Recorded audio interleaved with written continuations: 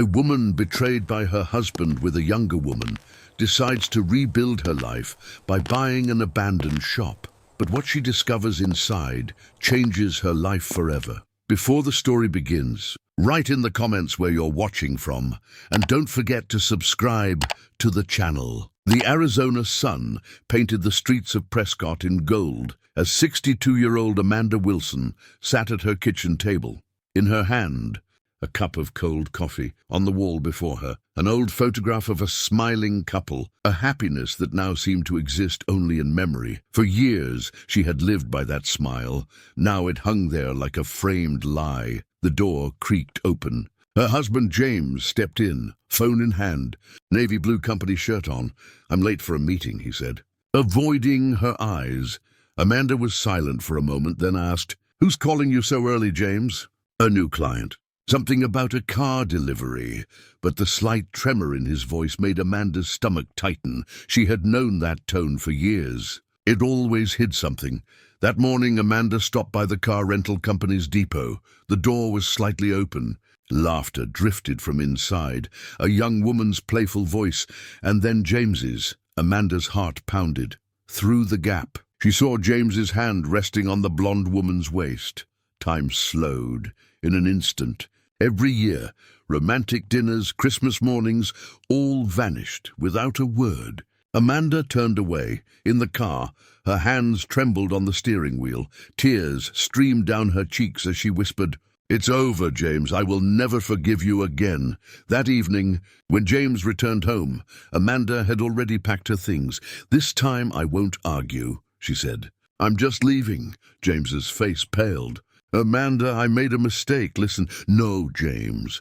I've listened to you for years. Now I'll listen to myself." When the door closed behind her, only silence remained, and that silence became the first sound of her freedom. Her son Ethan's house sat just outside town, tucked behind the hills.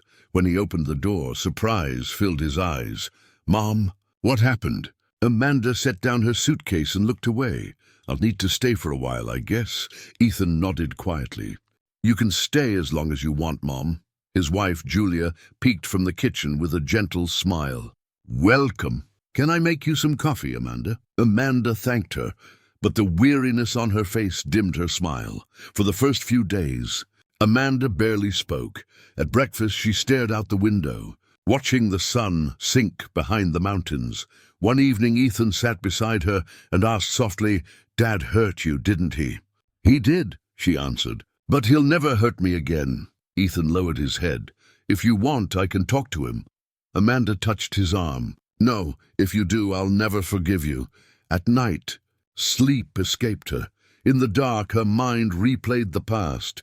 James's laugh, the smell of motor oil from the garage, the long drives they once took together, all now reduced to echoes. One night in the stillness, Amanda rose and stepped onto the balcony. The air was warm. She took a deep breath and murmured, "Maybe it's not too late. Maybe I can repaint my life." A small spark flickered inside her, a hope glimmering among ruins. The next morning, Julia prepared breakfast. "Fresh orange juice?" she offered. Amanda smiled. "Thank you, Julia. Your patience is helping me heal." Julia sat beside her. "Ethan's been worried." "He just wants to see you happy." Amanda nodded. "I know. But right now, I'm just learning how to breathe again." For a moment, neither spoke. The only sound was the ceiling fan's soft hum. Weeks passed, and Amanda began to feel like a guest in her son's house. Ethan came home late from work, and Julia had her own rhythm. Amanda spent her days leafing through old magazines, staring at the streetlight outside the window. One evening, Ethan came home and saw her sitting in the living room with a sketchbook. "What are you drawing, Mom?" Amanda smiled faintly. "A childhood dream," she said. "I used to love painting, even won first place in a school contest, but my father always said, 'It doesn't make money.' And does it now?" Ethan asked. "Now I don't want money," she replied. "I want peace." That night, Amanda lay awake thinking. She had spent her life tending to others, fixing, organizing, managing James's affairs, but she had never left space for herself. No desk of her own, no room, not even a single brush.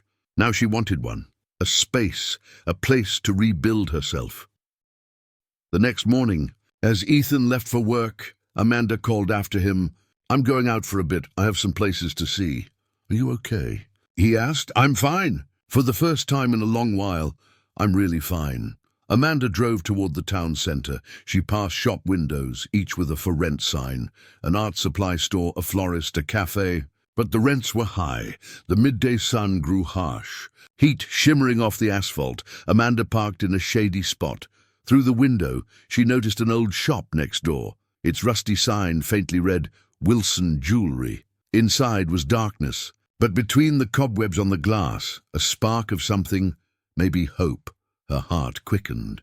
Maybe this was it. Maybe her new life began behind that dusty window. She stepped out and peered inside.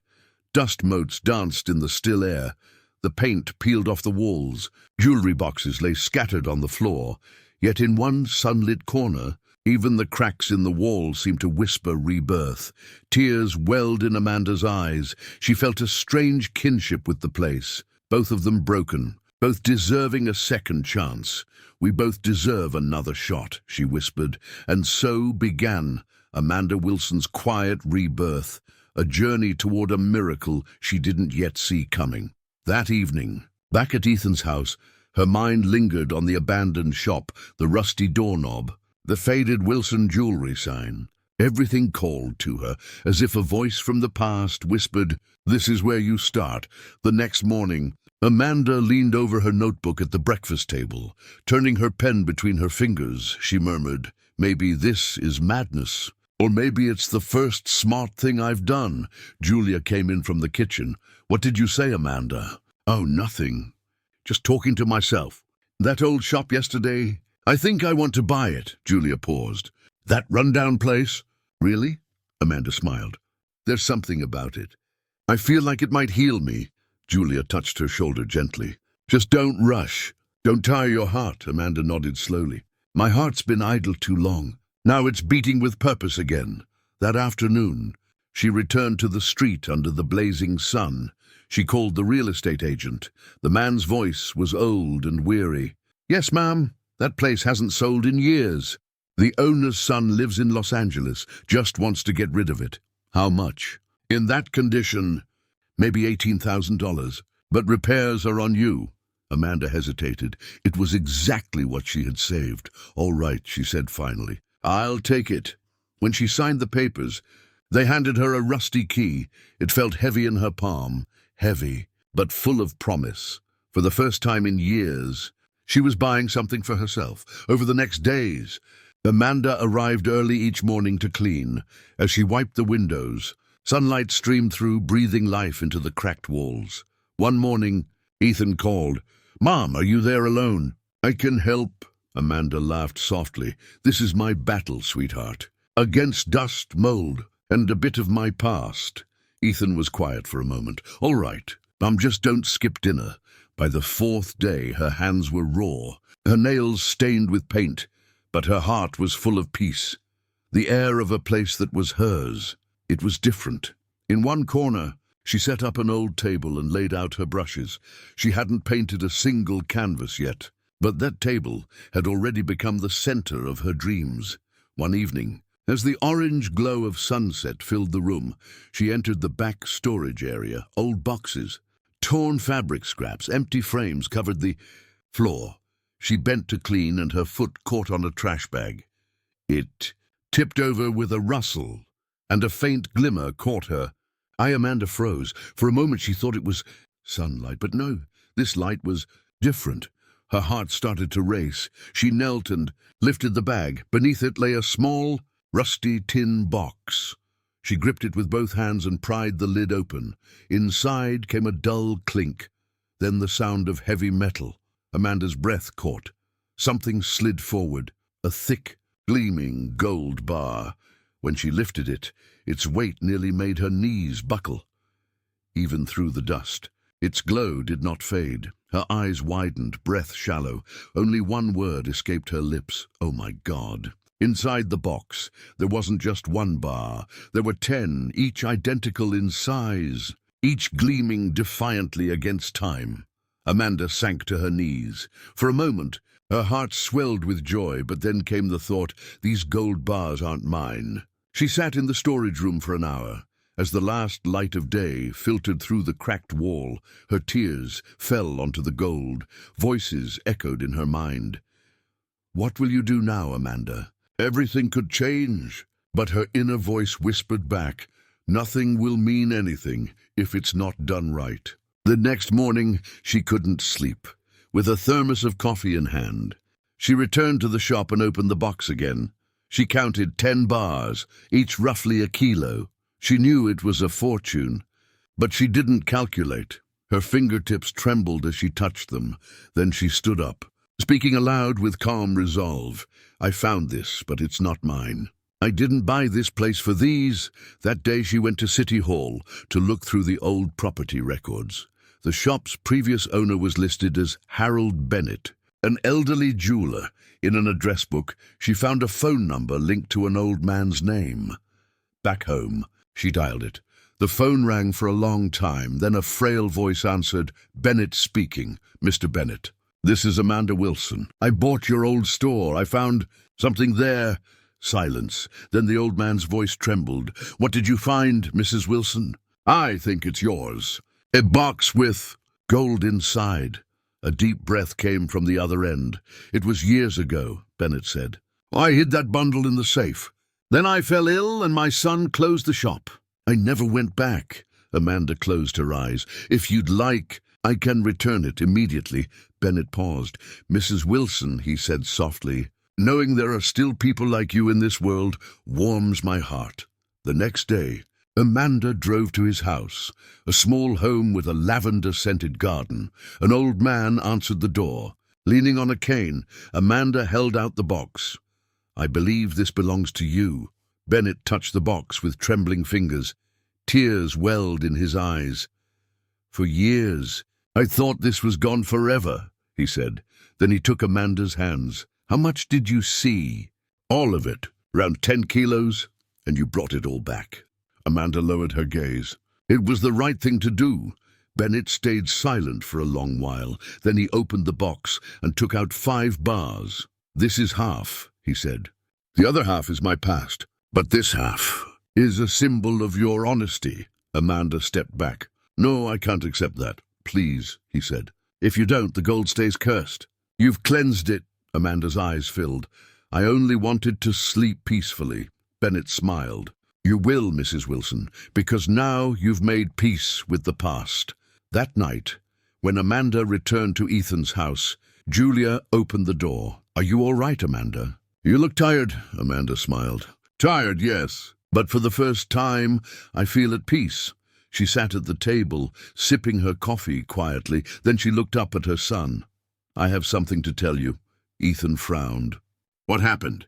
Amanda took a deep breath. I found a miracle, but the real miracle was giving it back. And the next morning, a new chapter began. This time her hands held not gold, but paintbrushes. Yet every stroke carried a glimmer, not of Harold Bennett's gift, but of Amanda's own light. In the kitchen, Julia was brewing coffee for her. Feeling okay? She asked.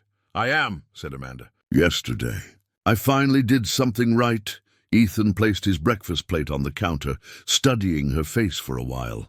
Dad called, he said quietly. Left a message.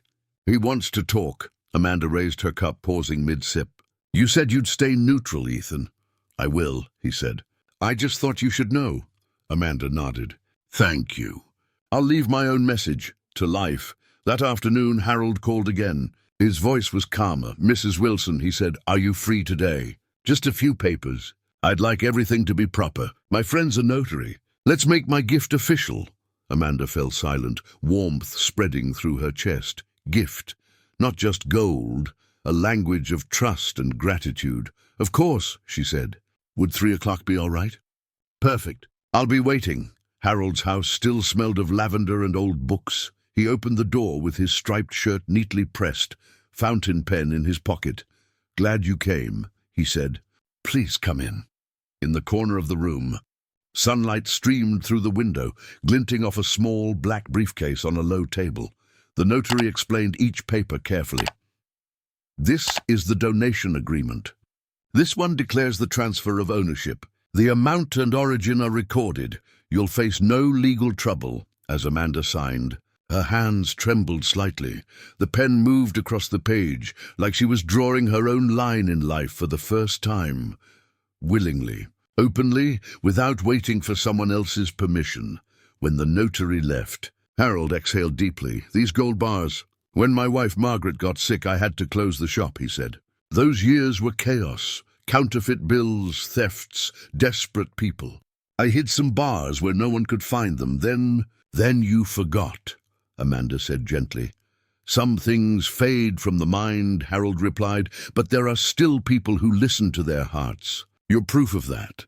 The next day, Amanda opened a secure account at the bank. As the clerk explained the procedures, the words became a blur.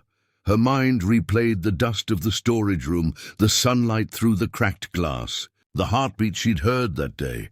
Turning gold into numbers and receipts felt like transferring a miracle into a bank. But she needed this. A clean start, a clear path. One evening, 2 kids stopped in front of the shop. They leaned their bikes against the window and peered inside. "Is this place open?" asked the curly-haired one. "Is it an art class?" The other added shyly. Amanda took off her gloves and opened the door. "For now, it just smells like paint," she said with a smile. "But soon it'll be an art studio. Would you like me to write your names down?" Their eyes lit up. They gave their names, waved goodbye, and pedaled off. When she closed the door, Amanda felt a small spark of joy. Her first customers in an empty space. That evening, Ethan arrived and looked around, paint cans scattered, dropped cloth spread on the floor. "Mom," he said, "doing all this alone?" "It's amazing." Amanda wiped the sweat from her brow. "I'm not alone," she said. "These walls hold years, and now mine are finally finding their place among them." Ethan fell silent for a while. "I know you'll never accept Dad's apology. I won't pressure you. Just know this, I'm proud of you." Amanda squeezed his hand. "And thank you for staying neutral. It means more than you think." At night, Amanda stayed late in the shop. She turned on the radio softly and moved her brush along the music. No canvases yet, just color tests on the walls, chalk outlines of dreams on the floor. In one corner she painted in free form, sharp strokes that slowly blurred at the edges. "Lines exist only so we can dance on them," she murmured to herself. One morning, Harold appeared at the door. In his hand, a brown paper bag filled with homemade cookies. "These are for the hands that earned them," he said. "May I come in?" Amanda welcomed him to the empty counter. As Harold glanced around, his eyes stopped on a chalk sketch on the wall. A woman looking into a broken mirror. "Who is she?" he asked. "The unknown," said Amanda. "A little bit me, a little bit everyone else." Harold nodded. "I like the broken mirror. The person inside isn't broken, just multiplied. Different lights in different pieces." After wandering a bit, Harold took a small flat box from his jacket pocket. Inside lay something delicate yet heavy with meaning. An old ring sizer, engraved with the words Bennett and Margaret. "This is from our first days in the shop," he said. "It no longer serves a purpose, but it carries one. Finding what fits." Amanda turned the little object in her palm. The cool metal somehow warmed her. "Thank you," she said. "It'll be the first piece in the studio window. Next to it I'll write, 'Looking for what fits someone else often helps you find what fits yourself.'" Harold chuckled. "That's a beautiful line. Sounds like you've already found it." Later that day, a poster in town caught her eye. Prescott's Summer Art Days, local workshop exhibition. The date was only 2 weeks away. "That's too soon," Julia said. "Can you make it?" "Maybe that's the point," Amanda replied. "Life doesn't wait until you're ready." At the registration desk, the organizer asked, "Studio name." Her heart skipped a beat. The words came out before she could think. "The Golden Brush Studio." How lovely, the woman smiled. "May your summer shine like gold." In the following days, everything sped up. Workers came to repair the wiring. The old display frame was sanded down. Amanda asked for a half-transparent gold-leaf brush design on the window. In the quiet evenings, she painted her first canvas, a shimmering road under the sun, with a woman walking away, leaving her shadow behind. The woman's face was unseen, but her stride carried sound. "She doesn't need to be seen," Amanda whispered. "It's enough to be felt." That week, James left another message. "I want to see you. Let's talk." Amanda held her phone, studying her reflection in the screen. Silence had spoken enough already. She turned it off. On the wall, the drying paint cracked in places and smoothed in others. "Healing's the same," she thought. "Not every part dries at the same pace." That evening, as Ethan handed her a glass of water, he said, "Dad's not giving up." "I already have," Amanda replied. "I'm postponing myself." One night after locking the shop door, she prepared a small note to place in the window. "Loyalty is first, the promise you make to yourself." She looked at the letters and chose not to sign her name, because the words didn't belong to one person, but to everyone who walked inside. Harold stopped by again a few days later. This time he brought an old photo, a young Harold and Margaret standing in front of their shop, a ring gleaming in their hands.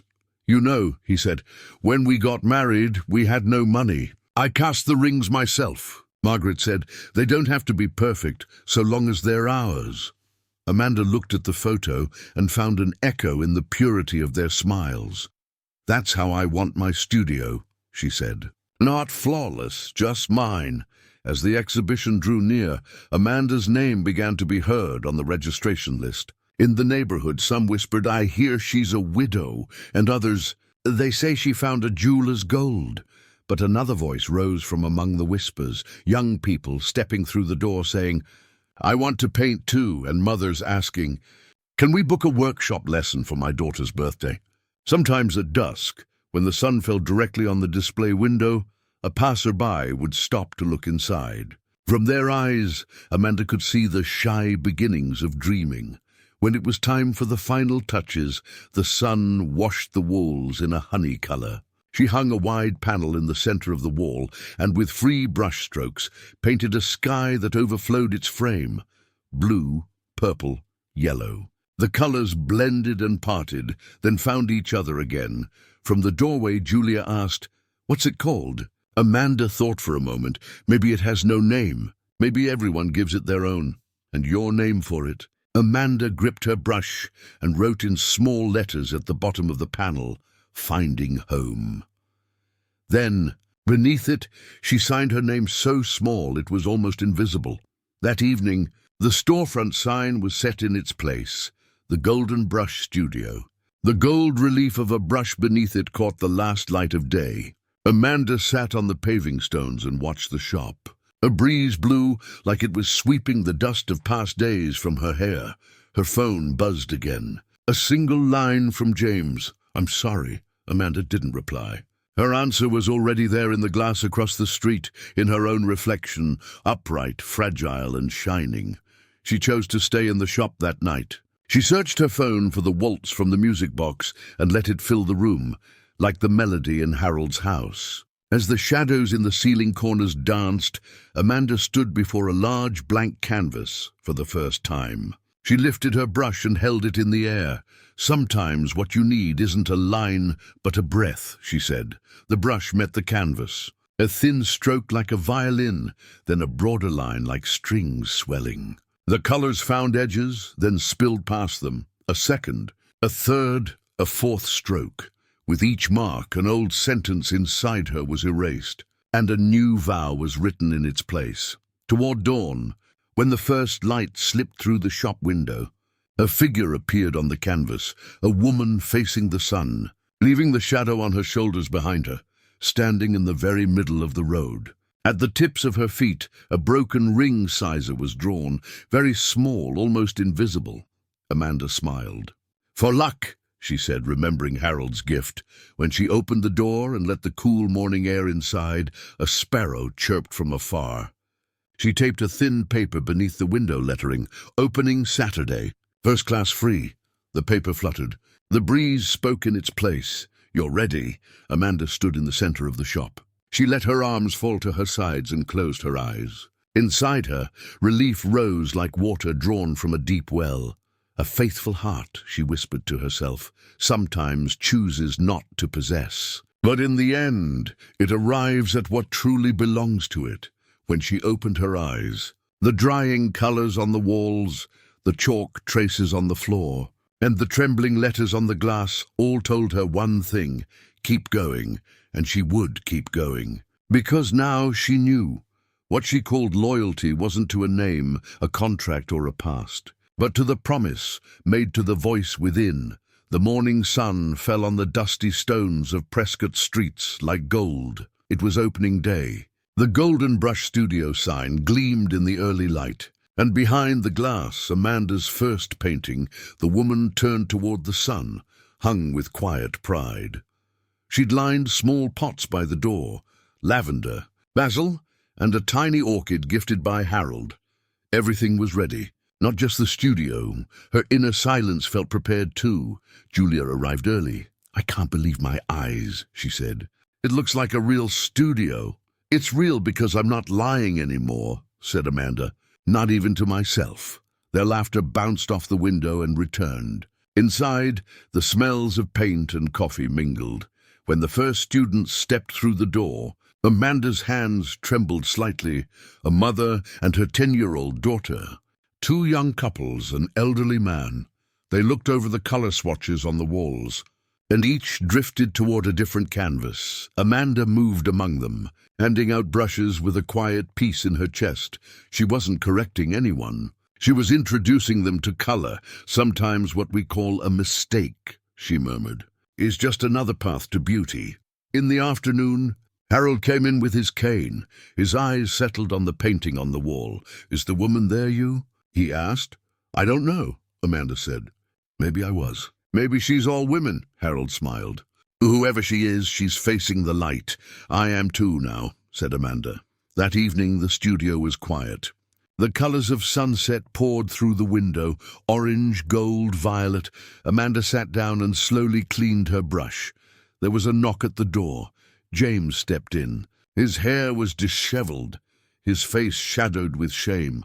"I came when I heard about this place," he said, "to congratulate you and to apologize." Without lifting her head, Amanda set her brush on the table. "You're late, James." "I know. But maybe—" "No," Amanda said, her voice gentle but firm. "I don't paint the past anymore. I've learned loyalty." But first to myself. James fell silent. His gaze dropped. Amanda gestured to the door, but there was no anger in her face, only peace. "Thank you for coming. Let this be a farewell painting." When James turned and left, the last light of the sun remained in his place. Late that night, David, the art teacher she'd met through Harold's recommendation, stopped by. He held a small painting in his hands. "A gift for you," he said. "For new beginnings." On the canvas, two brushes touched, their colors blending. Amanda looked at the painting, then at the man. "Shall we paint together?" David smiled. "Why not?" When morning came and the sun streamed through the studio window, Amanda left a new note on the cardboard atop her table. "Some stories begin with betrayal, but true loyalty is the promise a person makes to themselves." The wind stirred the note lightly. Outside, children's laughter rang out. Inside, the scent of paint blended with the color of a new life. Amanda smiled and closed her eyes, and with a single brushstroke, she began to paint a new morning. If you loved Amanda's heartfelt story, don't forget to like the video and subscribe to the channel.